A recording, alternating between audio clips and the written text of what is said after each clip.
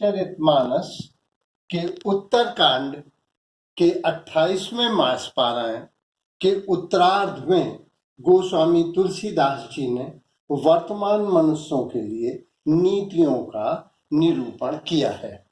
उन्होंने बतलाया कि इस संसार में वर्तमान में 3 तरह के लोग पाए जाते हैं और 3 तरह के लोगों का स्वभाव परिचय के साथ उन्होंने उनके साथ कैसा व्यवहार करना चाहिए, इन नीतियों का भी निरूपण किया।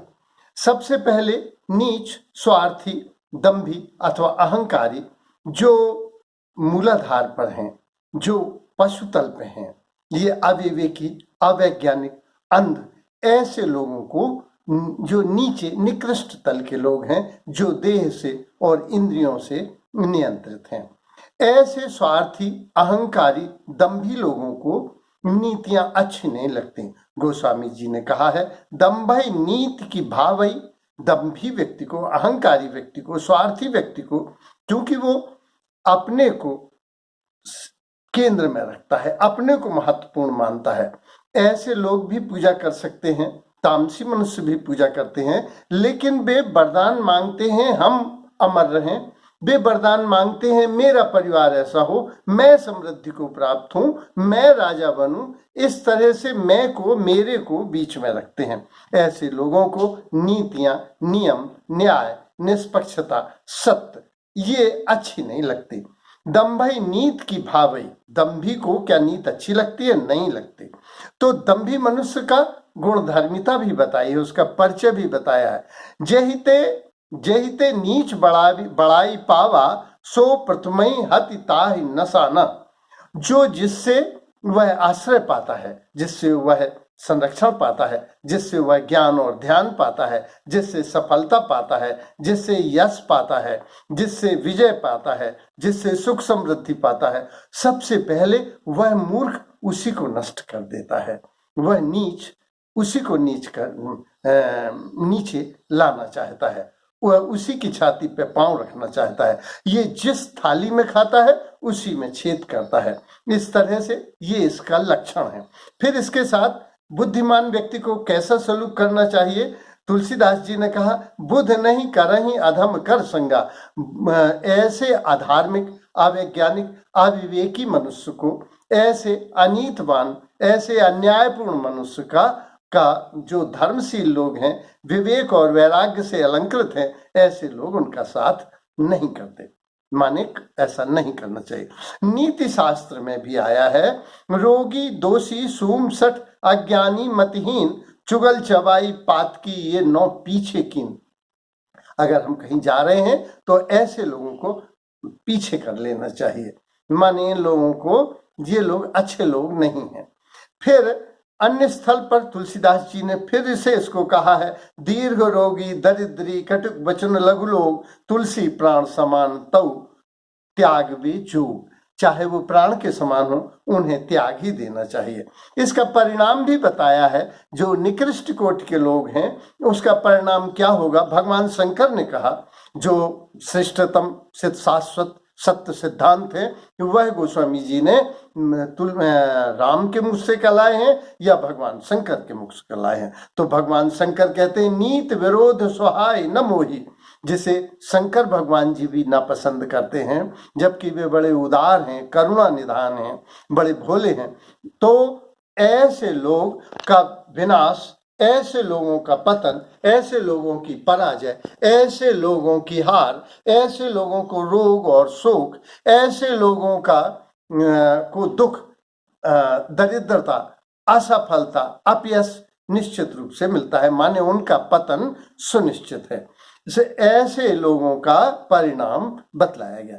फिर दूसरे वर्ग को बतलाया गया है। दूसरा वर्ग संसारी लोगों का है, जो मन से नियंत्रित हैं, मन से ही, क्योंकि मन मनुष्य को ऐसा मिल गया है जो कभी भरता ही नहीं, मनोकामनाएं पूरी होती नहीं हैं। अगर सौभाग्य से, संयोग से, प्रारब्ध से पूरी भी हो जाए तो एक मनोकामना पूरी होती है और 10 मनोकामनाएं जन्म लेती हैं। 10 भी पूरी हो जाए तो 100 जन्म लेती हैं, 100 जन्म ले जाए, 100 पूरी हो जाए तो लाख इस तरह से कभी लोभी, लालची, कामी मनुष्य संतुष्ट नहीं हो सकता।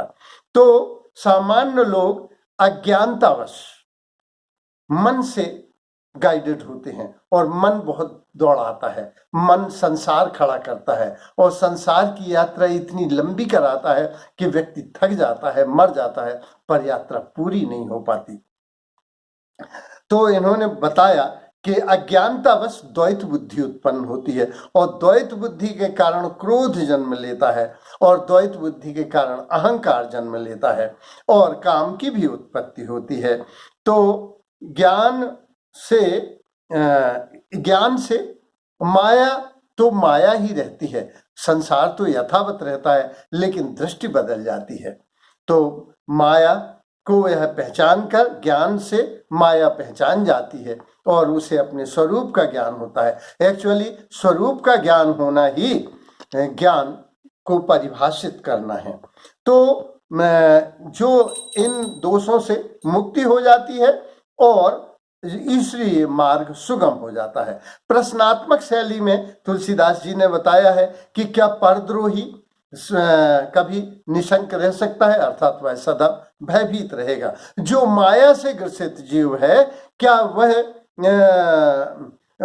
जो माया से ग्रसित जीव है वह क्या सुखी रह सकता है? क्या उसमें परमात्मा उतर सकता है? नहीं। कामी मनुष्य कभी कलंकित होने से बच सकता है? नहीं। हठी, जिद्दी, क्रोधी, द्रोही, क्या ये सुखी रह सकते हैं? अर्थात ये कभी सुखी, ये संकट में ही आएंगे।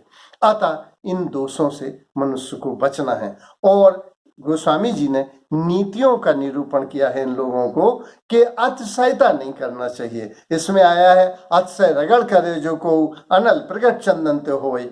तो फिर है कि जो इच्छा करो मन माही, राम कृपा कछु दुर्लभ नाही। तो तुलसीदास जी ने नीति निरूपण किया है कि इच्छाएं हमें बहुत ही संभल के करना चाहिए, क्योंकि इच्छाओं से मनुष्य की इस जन्म में नहीं तो अगले जन्म में पूरी हो जाती हैं। समरसेट मॉम ने कहा था कि प्रभु बहुत दयालु है और वो तुम्हारी हर इच्छा पूर्ति कर देता है। तो इच्छाएं हमें संभल के करना चाहिए। फिर तीसरा इन्होंने नियोजित किया है कि श्रेष्ठतम जो ब्रह्मनिष्ठ लोग हैं, जो दैवीय गुणों से अलंकृत हैं, जो काम क्रोध से मुक्त हैं, ऐसे लोगों को तो गोस्वामी जी ने नीति निरूपण के पूर्व ब्रह्म को से परिचय कराया है। ब्रह्म माने परमात्मा से, परम शक्ति से परिचय कराया है, उस ज्योति से परिचय कराया है। उन्होंने कहा मन गोतीत अमल अविनाशी निर्विकार निरवधि सुख राशि, वह आनंद राशि है, वह परम शक्ति है, वह अजन्मा है, वह अमल है। तो अंत में जो दूसरी लाइन में इन्होंने बताया सो तय ताहि तो नहीं भेदा, ये उपनिषद का है तत्त्वमसि श्वेत केतु, कि तुम भी हो। वो परमात्मा परम शक्ति है, हम उसके अंश हैं, हम उसी को रिफ्लेक्ट करते हैं। इसमें बाइबल में आया है जिसमें भक्त पूछता है God may I reflect you, तो वो कहते हैं व्हाई नॉट। इसका उत्तर कुरान शरीफ में आया है। कुरान में अल्लाह के 100 नामों की फेहरिस्त है, जिसमें बताया गया है कि जब तुम किसी पर रहम करते हो तो तुम ही रहीम हो, तुम करुणा करते हो, दया करते हो, क्षमा करते हो। तो अगर तुम दूसरे की गलतियों को क्षमा करते हो, गलतियों को माफ करते हो, तो तुम गफार हो। अगर दूसरे की गलतियों को छुपाते हो तो तुम ही सत्तार हो। इसमें आया है कि साधु आदमी दूसरे के दोषों को ढक लेता है, पर छिद्र दुरावा साधु का स्वभाव है। तो विष्णु के सहस्त्र नामों में भी आया है, गायत्री मंत्र में भी आया है कि हम हे अग्नि रूप, हे सविता रूप, हम तेरे तेज को वर्ण करते हैं, तू हमारी बुद्धि को सन्मार्ग में प्रेरित कर। इस तरह से इन्होंने ये बताया है कि जो तुम हो। अच्छा, फिर इनका अच्छे लोगों का, ब्रह्मनिष्ठ लोगों का, श्रेष्ठतम लोगों का, दैवीय गुणों से अलंकृत लोगों का, गुरुओं का, आचार्य का, ब्राह्मणों का, ब्राह्मण माने ब्रह्म की चर्या जिनकी है, उनका बताया है कि वो कैसे होंगे। उमा जे राम चरण रथ, शंकर भगवान से कहलाया है, उमा जे राम चरण रथ विगत काम मद क्रोध, निज प्रभु में देखें जगह कैसन करें विरोध। ये किन लोगों से विरोध कर सकते हैं? जिसमें वासना, काम, अहंकार, दंभ, लोभ नहीं है। ऐसे लोग जो मुक्त हैं उनके लिए ये संसार प्रभु की गोद है और वे सदैव इसमें सुखी रहते हैं, आनंदित रहते हैं। श्रीमद् भागवत में भी आया है कि कर्म फलों को प्रेम से भोगता हुआ, अनुग्रहित होता हुआ, सभी जीवों में मुझको परमात्मा विराजित है ऐसा मानकर जो व्यवहार करेगा, मोक्ष उसकी बापवती होगी। इस दिए, ये माटी के दिए में ज्योति परमात्मा की है, ये उसमें मिलेगा। तो महापुरुषों का स्वभाव बताया कि ये विवेक से, वैराग्य से, विश्वास से आपूरित होते हैं। ये दया, क्षमा, करुणा, उदारता, मित्रता से अलंकृत होते हैं। ऐसे लोगों को, ऐसा ही हमें होना है। बायोलॉजिकल हम पिता हो गए हैं, पति हो गए हैं, पुत्र हो गए हैं, पड़ोसी हो गए हैं, लेकिन हमें स्पिरिचुअली, आध्यात्मिक दृष्टिकोण से हमें इन परम गुणों को प्राप्त करके तीर्थंकर होना है। हमें ही भगवान से मिलना है, हमें ईश्वर को रिफ्लेक्ट करना है। और इसकी महत्ता इन्होंने बताई है कि राम अगस्त के पास, ऋषि के पास, राम कई ऋषियों के पास गए और हर ऋषि से उन्होंने प्रणाम किया। भगवान शंकर, ज्ञान की महिमा देखो, भक्ति की महिमा देखो, भगवान शंकर काकभूषुंड के यहाँ गए हैं। और विष्णु भगवान ने तो जब भृगु ऋषि ने लात मारी तो भी उन्होंने प्रणाम किया कि आपको चोट तो नहीं आई। इस तरह से ऋषियों के साथ, विप्रों के साथ, ब्राह्मणों के साथ हमें कैसा सलूक करना है, कैसी नीति अपनाना है, गोस्वामी तुलसीदास जी ने बताया। धन्यवाद।